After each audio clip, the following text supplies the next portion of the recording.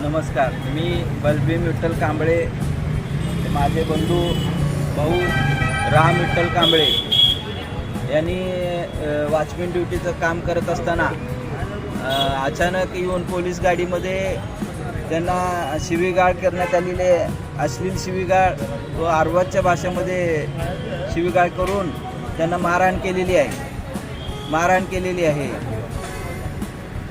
आणि मारहाण करत असताना त्याची जात विचारण्यात आलेली आहे की बाबा तू कुठल्या जातीचा आहे. त्यावेळेस माझ्या भावाने मी जय भीमवाला आहे या भाषेत सांगितल्यानंतर आणखीन त्याला मारहाण करून मग तसंच सोडण्यात आले. अन्यथा त्याच्यावरती खोटा गुन्हा दाखल करून गुन्हा दाखल करण्याचा उद्देश हा त्यांचा हेतू दिसत होता. हे सर्व काही घटना CCTV फुटेजमध्ये आलेली आहे. आज 26 जानेवारी आहे. या निमित्ताने आम्ही धरणे आंदोलन करत आहोत. गेले 2 महिने ही घटना आहे 12 नोव्हेंबर 2025ची. तेव्हापासून आम्ही माननीय पोलीस आयुक्त साहेब यांच्या कार्यालयाला त्यांना सतत भेटी घेत आहे, त्यांच्या ऑफिसला जात आहे. 2 महिने झाले सलग आम्ही त्यांच्या पाठीमागं आहे. आणि त्याचसोबत आम्ही वरिष्ठ कार्यालयाला जे अर्ज दिले होते, पोलीस महासंचालक मुंबई तसेच गृहमंत्री तथा मुख्यमंत्री साहेब फडणवीस साहेबांना देखील आम्ही पत्र दिलेलं आहे. तसंच आपल्याला अनुसूचित जाती जमाती आयोग यांना पत्र दिलेलं आहे.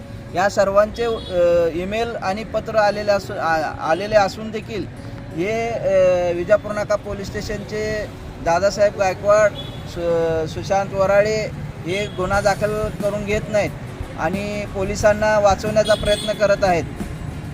आणि माननीय CP साहेब देखील आम्हाला लेखी लिहून देतो असं सांगून आज जवळजवळ 2 महिने झाले ते आजपर्यंत कुठलीही स्वरूपाची लेखी दिलेली नाही. आमची हीच मागणी आहे की या गुन्हेगार वृत्तीच्या पोलिसांवरती लवकरात लवकर अट्रॉसिटी ॲक्टनुसार गुन्हा दाखल करण्यात यावा व सर्वसामान्य जे कमजोर वर्गातील जे नागरिक आहे भारतामधील त्या लोकांना न्याय मिळवून द्यावा. कारण हे असे पोलीस कमजोर लोकांना बघायचं आणि त्यांच्यावर खोटे गुन्हे दाखल करायचं आणि मिडल घ्यायचं हे प्रकार ह्या महाराष्ट्रात चालू आहे. हे थांबलं पाहिजे कुठंतरी. आम्हाला माझ्या भावाला न्याय मिळाला पाहिजे आणि त्यांच्यावरती रीतसर अट्रॉसिटी ॲक्टनुसार गुन्हा दाखल करण्यात यावा ही आमची प्रमुख मागणी आहे. 20 जानेवारी हा एक दिवस आहे. आज आपल्याला भारतीय संविधानाने हक्क, अधिकार, समता, न्याय, स्वातंत्र्य आणि बंधुता दिली. तर त्याच्यानुसार तुम्ही आत्ता जे न्याय मागताय तर हे नेमके देशाचे रक्षक असून म्हणजे तुमच्यावरती झालेला अन्याय हा कसा वाटतो तुमच्यावर? आज 26 जानेवारी 2026 रोजी आम्ही आंदोलनाचा दिवस निवडलेला आहे. घटनाक्रम हे 2 महिने झाले आम्ही हेलपाटे मारतो पोलीस आयुक्तांकडे. दाद न घेतल्यामुळे केवळ आम्ही 26 जानेवारीचा हा दिवस निवडला. कारण आम्हाला डॉक्टर बाबासाहेब आंबेडकरांनी जे संविधान दिलेलं आहे त्याच्यावरती आमचा 100% विश्वास आहे. आम्हाला न्याय मिळेल या हेतूनं आम्ही या ठिकाणी आंदोलनाला बसलेलो आहोत.